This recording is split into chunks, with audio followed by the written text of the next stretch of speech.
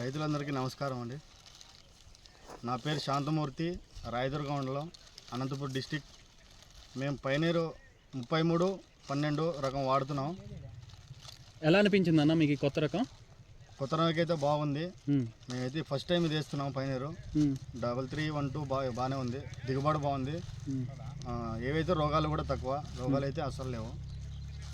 కంకి ఎలా ఉందన్న? కంకి మీకు కనబడుతుంది, బాగా పెద్దగానే ఉంది, ఇబ్బంది అయితే లేదు, బాగానే ఉంది. మా చుట్టుపక్కలతో పోలిస్తే పైనీరు 3312 బాగుంది.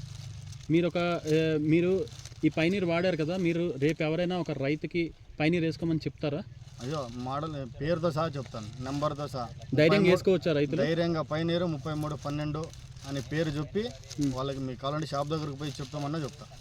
ఓకే, ఇప్పుడు మీరు ఈ రకం వేశారు కదా, దీనికి పురుగు ఎలా ఉందన్న? రైతులకి ఇప్పుడు మెయిన్ పురుగే ప్రాబ్లం కదా. ఈ పురుగు అయితే మామూలుగా ఉండింది, ఇంతకుముందు వేరే కంపెనీలు కూడా వాడాం, బట్ దానికంటే 50% తక్కువ.